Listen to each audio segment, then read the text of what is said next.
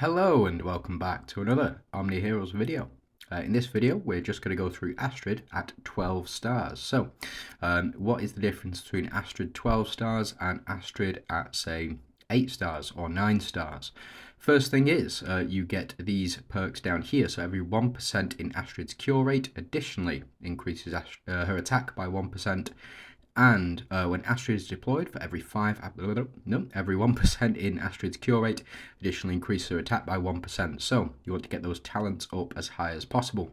As you can see, I've got legendary talent 2. I could go further, but this doesn't really add too much because this is what you're going for after the 10 star mark. So as soon as you can get her up to 11 stars, you want to get this right here, which is through the legendary crystals.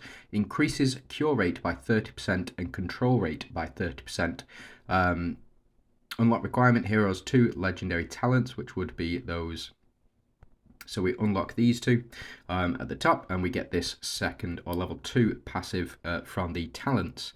Now, what does Astrid actually do? So first things first, Astrid commands her wolf pack to deal 360% physical damage to a single backline enemy. For every stack of corrode the target has, damage is increased by 30% and applies 4 stacks of corrode for 3 rounds. Very strong, especially with Gaia. Really powerful. Applying those 4 stacks of corrode, really strong. Plus the additional corrode that's been applied before she attacks also helps the damage as well. So second thing, the Wolf Queen bites fiercely, dealing 160% physical damage to a single backline enemy. For every stack of corrode is increased by 30% and applying 4 stacks of corrode for 3 rounds. So again, very strong. The corrode stacks adding an additional 4, very powerful. Now, her first passive ability, when Astrid is deployed, every round the number 2 ally casting their ultimate skill will cast it 1 time, or additional 1 time.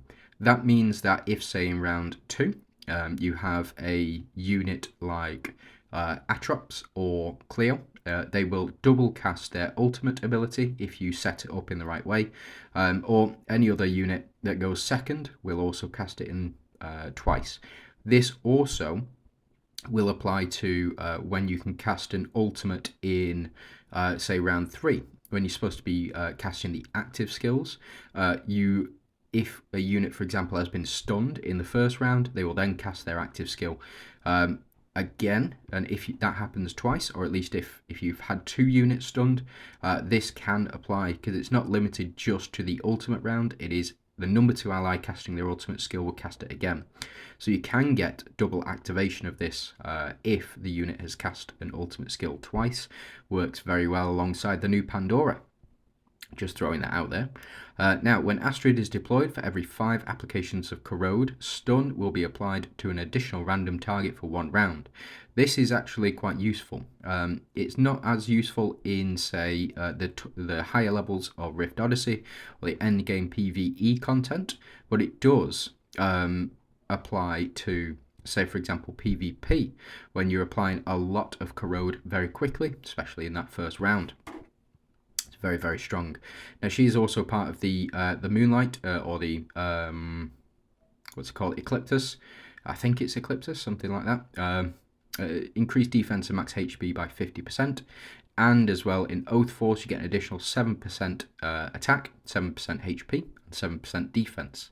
Now, with regards to runes, I've gone full DPS runes for her, and I've also gone unique as far as I can. Even have 2 supreme, which it doesn't really matter too much unless you have the full set of supreme, but what we do want is the full unique for her. And when equipped by demon heroes, while leeching, convert 10% of the healing amount into attack. Very strong. Very powerful effect. Now, her runes, something that you need to take into consideration is if you get her epic runes, when Astrid is deployed, allies gain an additional 0.5% attack for every 1 speed, which means that with just her epics alone, you'll get an additional around 50%, I believe, because her speed is 118. Let me just confirm that. No, it's 108. I'm quite used to seeing it with the skin.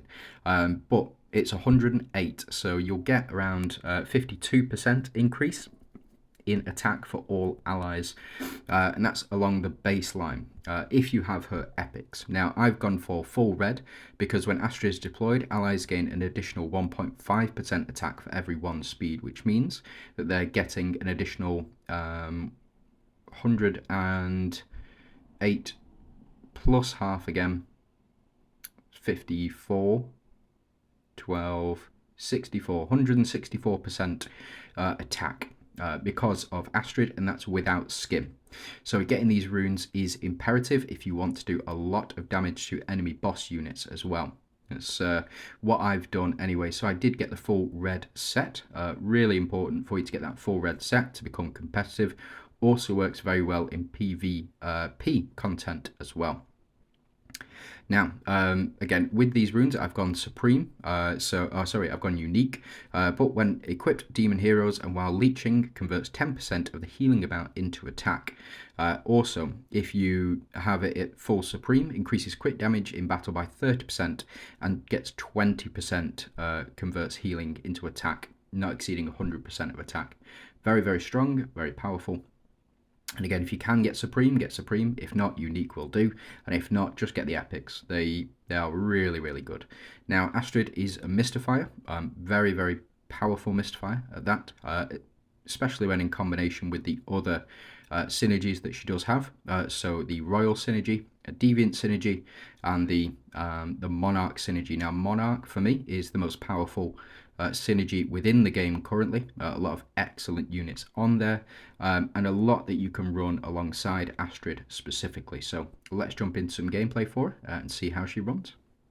There we go. So this is the team setup that I would typically run for Mystifiers, including the relics as well. As you can see, I've gone for Underworld Key, the bow or Plague Bow, and the Knight's Edge as well.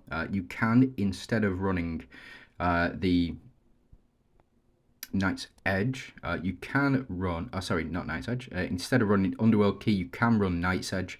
Where's it gone? There we go. As you can see, I've got mine up to 7 stars at the moment, so very, very strong, but I choose to run the Underworld Key over Knight's Edge, and just because of the first effect that the Underworld Key gives, allowing you to cast Plague Bow much earlier. Now, the reason that I run in this way, you can run 4 Monarchs on the Dooms team, so you can take out Lancelot, and you can pop in Sandra in this case, because then you will have 4 Monarchs, 3 Deviants, 1 Lightseeker, and 1 Celestial. If you really wanted to push the boat out, you can take Gaia out, and you can also pop in, where's she gone? Cleo. That will give you 5 Mystifiers, 5 Monarchs, 4 Royals, 2 Deviants, 2 Celestials, and 1 Lightseeker as well. Again, very, very strong build, and something that you can rely on in sort of PvP content, but not seasonal, not this time round. But we're going to go with this lineup right here, because we are going to be applying a lot of corrode, so we do want to do as much damage as possible. We've got the 3 Monarchs, or 3 DD Monarchs, on the team here, in the form of Astrid, Talos, and Dullahan. Now, what I'm going to do is I'm going to change out Astrid's skin. Now, you can pick this up in the Halloween event. I'm not too sure when it's going to come back, but it is very, very strong. As you can see, we get an additional 10 speed, which puts it up to 118, which just means that she'll be dishing out more attack with thanks to those exclusive runes. She gets plus 10 attack and then plus 5% cure rate, so an additional, effectively, 20% attack. So she becomes a full DPS unit when applying that skin. So, as you can see, we've got it applied, and let's jump into the battle and let's see what sort of damage Astrid is doing. Now, there's a number of different applications for Astrid, specifically in combos. You do want Astrid in combos for the Celestial Trials. Really, really powerful there, and also in the Grey Shrooms event as well. We'll jump into that in just a second, and I'll show you the lineups for the majority of my teams. In Grey Shrooms, they all include Astrid. And again, it's because of the damage increase. So as you can see, we're doing a lot of damage already to the enemy team, and we haven't taken a single bit of damage just yet. We don't apply too many stacks of corrode on here. It is mainly Astrid, Dullahan, Lancelot, and Gaia who do apply those corrodes. But as you can see, Astrid doing tremendous damage here, 5,000 million damage just from her bite attack alone. In comparison, she's doing 10 times more than Dullahan is, or than Talos is, effectively. Gaia is a bit of a different story. She will do a bit less than Astrid, but Astrid is going to be your main damage dealer and effectively main support unit for this team, pumping the team up as high as they possibly can.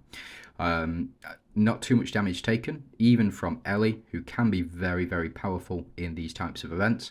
It looks like we did get the victory. We did get survivors, but no Dawnbringers, unfortunately. It is what it is. But that's it for PvE. Let's go ahead and check out some more PvE. And so we've just jumped back in to PvE. This is Grey Shrooms. I'm currently on like level 8 or level 9, I believe. Yeah, so level 9 doesn't do too much damage here, but Astrid is a vital part of the majority of these teams. As you can see, it's relatively the same setup, and the reason that you go for this is because of the combo. Now, I do have videos out on said combo. It's very, very strong, same team. As you can see, for the majority of the different trials here, again, same team, works out very, very well. And here we are, final team, again, very, very similar teams. The reason, or the method in this particular team setup is that Astrid will allow for Atrops to double ult, or for Cleopatra to double ult, which will then increase the attack that you can do, or the damage that you can do, with Nawi being the primary damage dealer, but Astrid also does get in for a lot. So we won't be able to see this in action because we're going to take them out on round 1. It's because we're at such a low level at this moment that the boss just can't take this first hit. So it may even be Astrid or Seraphina or Cleo to do the most here. Fortunately, we get a couple of misses. Yeah, Cleo to do half the boss's health. It is what it is. But the whole point of this is that in the second round, Astrid will allow for a double ultimate of either Atrops or Cleo, depending on which you have is faster, or which skin is faster. As you can see, works out quite well here, but we don't get to see the actual combo, but that is the whole point. So let me jump into a different setup and I'll show off the team there.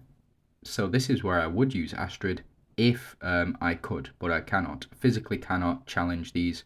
Clearing the stage, we can sweep directly. Astrid was used in the majority of these clears. If you look on the clear records for the majority of them, you will see that Astrid was used for just about all of them. If we look at my Palace of Penrose team, again, I can't, but when I did, or when I was able to, Astrid was a key part of the first team that was running.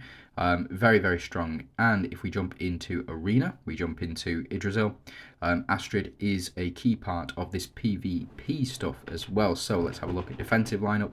As you can see, she's not included in this first team. The reason for that is because she's included in the second team. Right here, Astrid powers up this entire team and makes them much stronger, giving a lot of damage increase to the entire team, able to take out enemies much faster than we have seen previously.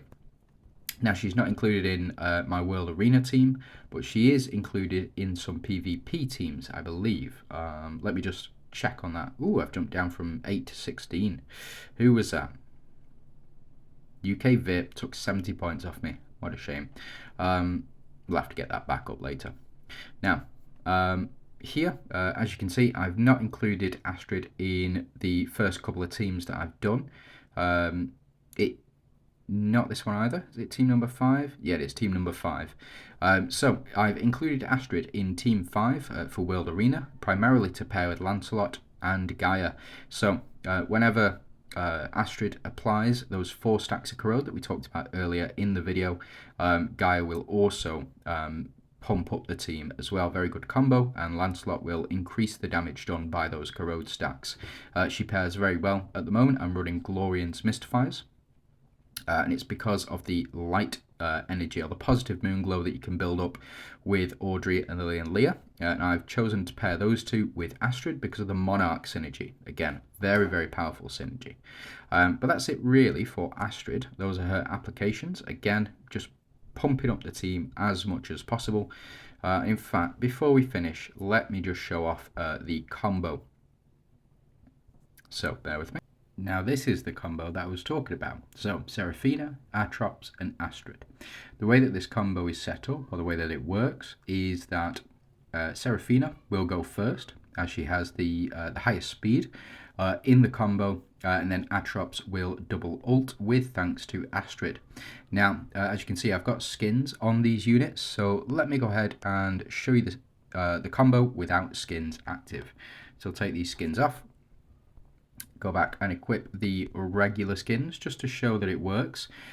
The reason that I've got the skins equipped is because the combo also works alongside Cleopatra as well. So, where are we? Here we go. Bear with me. Sorry about that. Right, okay, so as you can see, combo is all here. What I'm going to do is just add a couple more units onto it.